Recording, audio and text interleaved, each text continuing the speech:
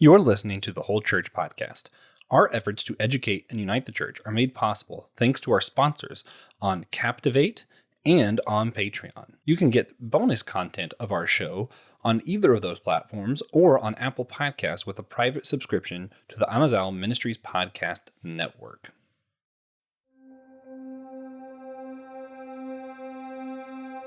Ecclesiastes 3, verses 1 through 12 in the Christian Standard Bible say, "There is an occasion for everything, and a time for every activity under heaven.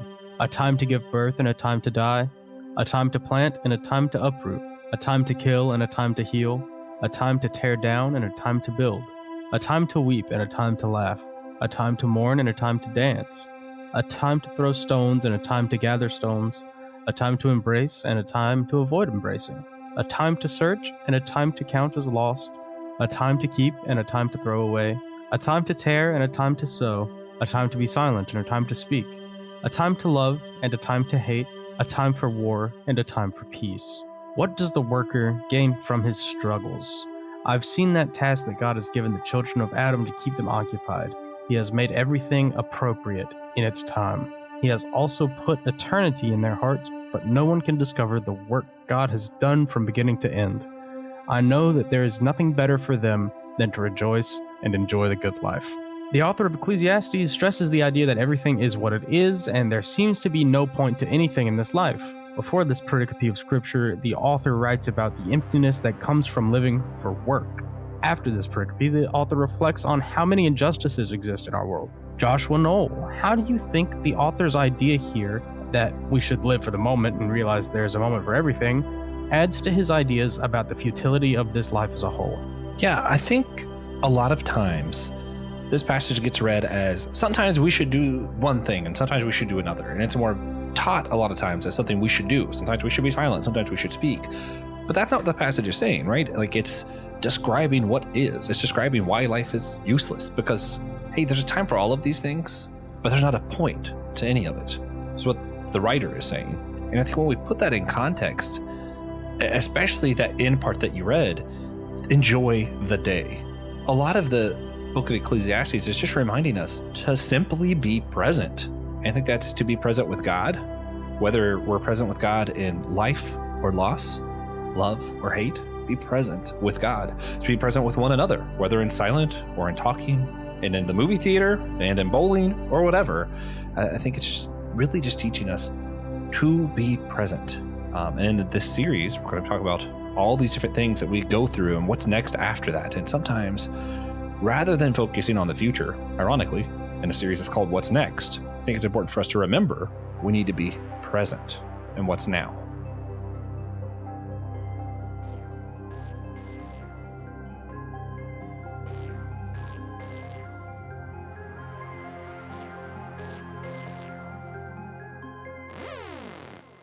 Hey guys, welcome to our series that we're starting off now. We're kicking off our What's Next series, talking about what's next after a bunch of different things and just going through how the church handles some major life events and things that we might struggle with or go through in our faith. It's going to be a lot. We're going to talk about what the series is, what's next. That's the whole point of today's episode. It's just telling you what the series is. So I won't describe it here or else there's nothing else to do. I am Josh Little and I'm here with the reason for podcasting, the reason we do this series. Actually, well, it doesn't tell you. On the 8th day, God was, he was perplexed. He had created TJ and he looked over at the other parts of the Trinity and said, well, what's next now? And we're still asking that question today. Welcome the one and only TJ, Tiberius Juan, Blackwell. Thank you very much. We do a lot here. We do a lot all over the place. And we have some people that do a lot with us, and you can check them out on the Amazal Ministries Podcast Network website. The link is below for shows like ours that we've decided to partner with, and we like to be represented. Personally, our people threw a whole big thing about that a couple 100 years ago. So go buy some whole church merch and get us out there. Yeah, that's really what we want. But yeah, there's also this is weird. You got to do this part. You never have to do this part. I'll shut up now. So, Josh has a favorite form of unity, and that's silliness. We're doing things a little different. This is a silly story. we're changing things up. I'm answering for the outro to this series. Josh is answering for the intro. But, Josh, I need you to finish this story for me. Are you ready for the prompt? Yeah. Once upon a time, TJ was playing ping pong against a sea turtle on board a steam engine train when he began to glow of pure awesome and embarrassed the sea turtle so profoundly that sea turtles were banished to the sea forever. There was once a time they could be on land and play ping pong, but no longer after this match. They weren't called sea turtles back then. Just turtles. Yeah, that checks out. that's why everyone thinks tortoises are turtles. Idiots. All right. Well, with that, we will move on. I can't wait to hear how TJ finishes his own story. That's why we're doing it at the end, because I can't wait to see how TJ finishes that. Yeah, a story about TJ. But first thing, TJ, could you describe for us the premise of the series and what the next few weeks will be about in the simplest terms possible?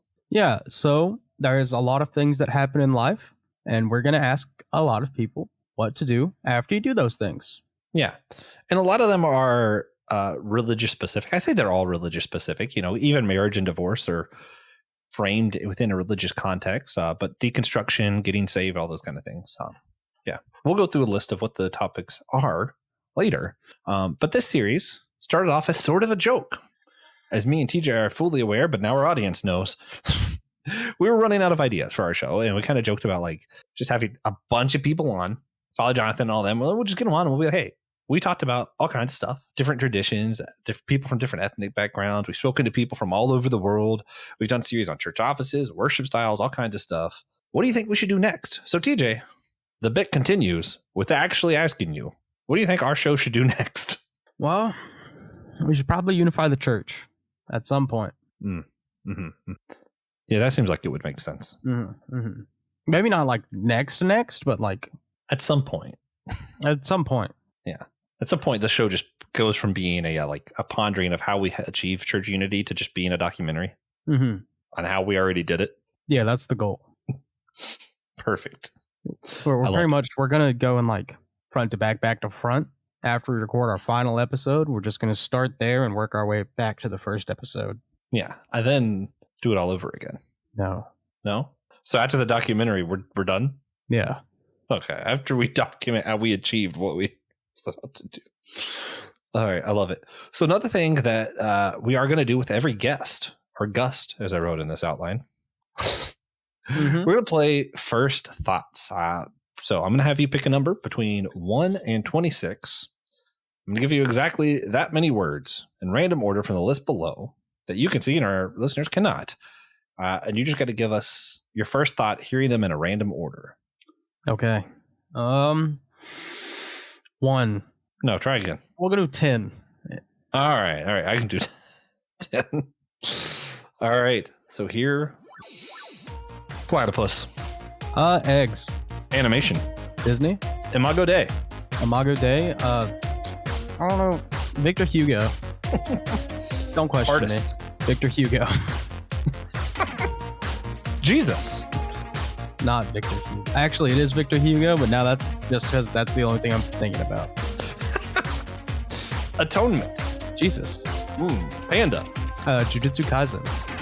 I also did not keep track of how many I've said. So 1 more, 2 more. Bible. I think it was 6. Okay. Yeah, Jesus.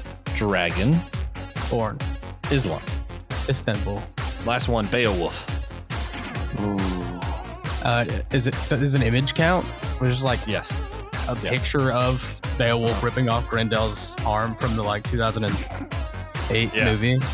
Yeah, that's actually the correct answer, it turns out. Yeah. You want my second thought? Yes. Okay. Beowulf is a character in the fighting game Skullgirls. Huh. Who knew? Yeah, he's the only boy. DJ. Wild. All right. Well, that's it. That's first thoughts. Yeah. Kind of easy to cheat on first thoughts. It is, because you get the list, but hopefully putting it in a random order throws you off, like when you just kept saying Victor Hugo. So here's what we have planned for the series coming up. Here's what's next is going to be for those who just want to know what all of our episodes are and want us to tell you up front. Here you go. We will talk we'll have an episode, What's Next After Confirmation or Salvation, with Professor Chris Moreland and Father Jonathan Resmini, where we'll just talk about after you go through confirmation or salvation, what's next? Then, hold on, what's next after deconstruction with Trip Fuller and Tom Ord. So we'll talk about what deconstruction is and what's next after that. Then we'll go, what's next after finding a church home? When you find your first church home or you're moved somewhere and you relocate to a new church home, what's next after that will be with Niles Merritt and Christian Ashley. A little bit of a UNCW reunion. Let's go Seahawks. After marriage will be after that. We will be talking with pastors Greg and Rachel Hoffman, who are a married couple who preach together at a Lutheran church here in Rock Hill. It's Grace Lutheran Church. We just had an event there for our other podcast, and I go there, actually. After divorce will be after that. So what's next after divorce? We will talk with Jake Dobrins about his experience and what is next after divorce, specifically in the Christianity or ministry kind of circles. Then we'll talk about what's next after seminary or after receiving a call to ministry. We'll be discussing that with Will Rose, Pastor Will Rose, my pastor, and Brandon Knight of my seminary life. Then we'll do what's next after a split in ministry or a split in ministry leadership with Joe Day. And then what's next after 2020? Will Rose, we'll be talking about like after the pandemic or after some political violence. What do we do next in our world? Like real time, looking at current events. Then we will do our outro, TJ and I. And after the outro, we'll have a fun what's next after End Game for the MCU. So it'll be a crossover with SG to Systematic Geekology, just kind of give us a little bit of a, we like to do an encore at the end of our series. We just do something fun at the end. Yeah. So if you are quite perceptive or listening to this a little slower or just, actually think about the media you consume, which is pretty rare. Not for our fans, though. You guys are geniuses. You might have noticed that we have kind of a yin-yang thing going on with a lot of these. We go from marriage to divorce, call to ministry, split from ministry, salvation to deconstruction. And part of why we're doing it that way is sort of because of like a Christian Taoist kind of stance. That's what you said. Would you mind elaborating on what that is and how that may play a part in how we talk about these topics in the coming weeks? Yeah, surprisingly, that's also why we did that verse in the beginning. I know that's a real shocker to everybody that the verses are chosen specifically for the episodes. Anyway, it's a so for those who don't know, Taoism could be considered a philosophy or a religion, depending on who you ask.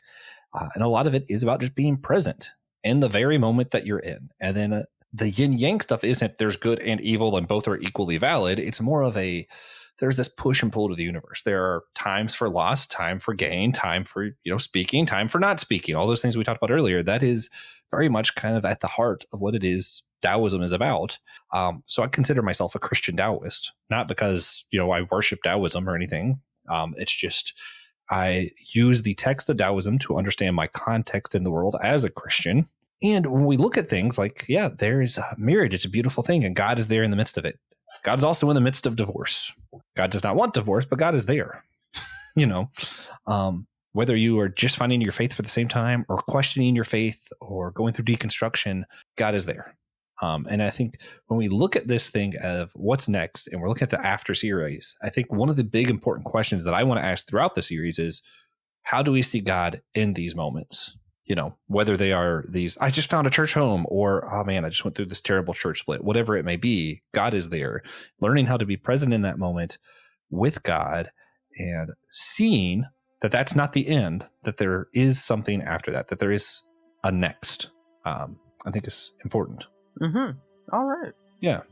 So would you say that kind of thinking kind of lines up with a lot of your own thoughts on how God is in control of all things in your life? I know you do a lot of, I forget what you call it, but it's like almost this like casual reliance on God's providence kind of thing. Yeah, that sounds pretty right. There's kind of I don't do a whole lot of thinking about it philosophically. You just, if that makes sense. Yeah. I just live in God. Yeah. Ironically, that's very Taoist. It's one of those things you just do. Yeah. Does that answer your question? Okay. Yes. Good. I think so. So if things are as they should be or as they're meant to be, why should we ever try for change or try to make things better? Yeah. So that is goes back to some of that Taoist thought that I personally subscribe to. I always go back to this painting. I think it's just a good way to explain it, where you have Lao Tzu, Siddhartha, and Confucius. What's his name? Confucian guy. Confucius. I was right. Huh. Crazy. Anyway, you have the three of them. Well, that's what's my original thought. I just didn't say it because it sounded wrong in my head. Anyway, the painting is the three of them standing around tasting this thing of vinegar. And you have the Buddha making this, oh, that's bitter, life is bitter kind of face, you know. And then you have Confucius is does not disturbed kind of look, because he knows that you can do something with it. You can structure it, you can add this to things, you can make it what it should be. And then you have Lao Tzu just smiling ear to ear, because the vinegar tastes exactly how it was meant to. And that's part of the thing with Christian Taoism, is just kind of this understanding that things are the way that they should be. God had made the world, and it is as it should be. Does that mean we should not be doing better? Nope. God placed me here to make it better, and that is as it should be. Will I succeed? Maybe, maybe not. And that is also how it should be. So I think, yeah, I'm supposed to do my best. I'm supposed to try to make the world a better place. I'm supposed to try to adhere to the Bible, the rules, love God, love neighbor, all of those things the Bible says. But I think my response to it at the end isn't to be anxious on whether I did it right or not to be anxious, is God going to judge me for it, or is it going to make a difference? But rather to just understand I'm doing what I am called to do, and everything is as it should be, rather than being stressed out about it and, you know, all that kind of stuff. Mm-hmm. Does that answer the question? I feel like I just ranted. I feel like that's an answer. Yeah, cool. Mm-hmm. So answer. what do you look forward to in this series that's coming up? What is there anything that, like, you think people should prepare themselves for, or that you think this is going to be like the best topic and this is the one that they need to check out and skip the rest? Probably don't skip any of them. Mm-hmm. But if you're gonna skip, how many are we doing? If you're gonna skip 8 of them, the one that you should watch is probably going to be after Deconstruction. Yeah. I'm excited for that one. That's a good one. Trip Fuller, Tom Ord. Yeah, I feel like a lot of people don't understand what deconstruction is. So I think it'll be fun to not only define it, but then what do we do after that? Like, that's not the end goal, isn't just to deconstruct your faith and be done with it. Yeah. Also, they literally wrote a book on it. So they did. Yeah, that probably helps. They did do that. Yeah. No, I am also excited to hear Will talk with us about after 2020, which is not really 2020. It's about all kinds of other stuff. But I think that a lot of people, myself included sometimes, can feel really stressed out about the events of the world that's been going on, and just kind of see that there is something after that. Can be, I don't know. I am hopeful that Will give me hope and not cause me to despair. I kind of hope Will does tell us to give in to the despair. He just comes on like, all is hopeless. Life is futile. Yeah. Ecclesiastes should have been the last book of the Bible. Yeah, that sounds like him. So, that said, one thing that we do like to do at the end of our show, what's something practical that people could stop and go do right now, TJ, that would help engender unity?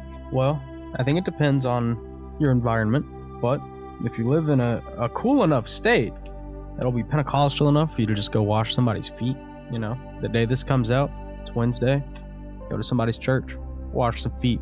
But for everyone else, it is still Wednesday. Go to a different church. Go to a church that's not in your faith. Mm-hmm. What do you think we'd see change in the world around us if people actually went to other churches and made friends and challenged themselves on that? Wash some feet, perhaps. Well, I think everyone will kind of slowly get that understanding of one another. It'll be a lot easier to get along with one another, be viewed as brother and sister in Christ. Mm-hmm. Yeah. I think a lot of times understanding gets overlooked for the sake of agreeing. We need each other to agree with one another. A lot of times I feel like, understanding is really all we need. Yeah, that's really it. And, ego death, perhaps. Yeah. I like that you didn't say we hate pride here. Yeah. That was we funny, do, though. but not that kind. So, do you want me to what do you think would happen if we all did that, actually? Oh. Yeah, get flipped. I mean, I think you're right. Yeah, I think as people go to other churches, they'll help understand one another. And I think part of that understanding is realizing that there are just other ways to think about things, that you don't have to think you're wrong. You don't have to think they're right, but just to go, hey, they're not out there like screw God and screw the Bible. Maybe they just disagree with how to read the Bible or something. I don't know. I feel like that understanding can, I think the thing that gets in our way a lot of times is just these stereotypes or misunderstandings about one another that causes us to fear each other. That understanding can help us kind of overcome. I agree. So it was a great action. Before we wrap up, we always ask everyone to share a moment where they saw God recently, whether that be a blessing, challenge, mode, worship, curse. So, Josh, I always make you go first. Do you have a God moment for us this week? Yeah, I the other day had one of the worst work days ever. I won't get into the details. That's not important. But immediately afterwards, and having to work long on that terrible day, my car decided to overheat and stop working on the way home. Then eventually I got home and this kitty right here peed all over me, which was kind of funny in hindsight. It's really funny. But it's really funny. It was, the challenge was in the midst of that day, I had to go to dinner with my brother and then go watch a movie with my family that I've been wanting to watch, and to not just let it consume me how bad my day was, to just kind of, yeah, this is a bad day, but to still be present in the moment with my brother, with my family, and be able to, not because I needed to enjoy those things, but rather I think it was important that I truly be there. You know, my brother has one birthday a year. I think it's important that I was actually there and not thinking about something else and my own needs, kind of putting his time ahead of my own. Yeah. So it was a challenge. So I will do mine next, since I don't think the cat has one. Does she? No. Yeah, she was challenged to still love her father after the things he said after she peed on him. Yeah. That's a challenge. That is a challenge. Yeah, you didn't hear what he said. So for me, today, as of recording this, so a little while ago, my roommate is coming home from his stint in the indoor football league, which, you know, apartments felt kind of empty since he's been gone. Our oven broke a long time ago. No one's really cared to fix it, but he will. He spends more time here than the rest of us. Is your God moment that you're happy he's back, or is it that I'm happy he's back? He's going to fix the oven? No, he's not going to fix the oven. He's just going to care enough to call the office and make them fix the oven. Oh, okay. So the blessing is that the oven will be fixed, or also that your friend... No, that he's coming back. Okay. That's just like a cherry on top. The other thing's a side blessing, yeah. Oh, okay. Side blessing? Yeah. Yeah, I like it. Yeah, not the same, but, you know, it's also there. It's also going to be pretty good. So, please share this episode with a friend, an enemy, cousins. Get the word out there. We're doing a new series, and everyone should be excited and throw us money. You do that by either supporting us on Patreon, Captivate, or buying merch. Yeah, or Apple Podcasts. The merch is the coolest one, though. That's true. You know, every army has a uniform. And we're in the Lord's army. We could take over the country. I forgot how that song goes. I don't think we should be endorsing political violence. We won't be political or violent. Oh, we'll just kindly ask for the country. Yeah. And it'll be given unto us. Knock, and he will answer. Ask, and it will be given unto us. Dear Lord, give us the United States. Exactly. Yeah, here it comes. All right. So with those terrible hermeneutics aside, be sure you check out the other shows on the Zal Ministry Podcast Network, hopefully for some less terrible hermeneutics. You could hear My Seminary Life, where Brandon Knights just did a whole camp in July, 5 days straight of hermeneutics. So listen to that. Check out I'll Let Nothing Move With You, Christian Ashley. I'm doing Dummy for Theology. We're going through logical fallacies. Have fun with that. We both do systematic geekology. There's lots of good shows. There's a new show coming out soon. Don't know if I should announce it, but just know that it's new and it's coming. And it's not me this time. Yeah, we love that. So we hope you enjoyed the show. Next week, we're going to have Professor Chris Moreland and Father Jonathan Resmini on to discuss what's next after confirmation or salvation. Then we're going to have on Trip Fuller and Thomas Ord. You heard this earlier. Just listen this time to discuss what's next after deconstruction. They wrote a book this year titled After Deconstruction. After that, we're going to discuss what's next after finding a church home with Christian Ashley and Niles Merritt. And finally, at the end of season 1, Francis Chan will be on the show. What? Does he know? And what's next after that? Pope. I would say Pope Francis, but I don't. Season 1 is long. Yeah. I wish Season him 2 well, is just and titled I hope he after stays in good health. Francis. Yeah. True. It will be the standing pope, whoever that may be, at the end of season 2. Yeah. Mm-hmm. And then season 3 is after the Pope. All of our seasons are now titled after this particularly mini-series we did. Yeah. At season 3, we're going to have to get, like, probably Jesus or something. All right. And with that, we'll see you guys next week.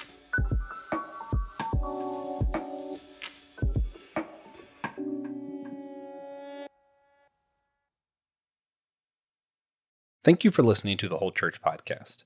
Again, you could always sponsor our show at patreon.com/the Whole Church Podcast, or on captivate.fm, or on Apple Podcasts. You can also leave us a one-time tip through Captivate. Thank you for listening.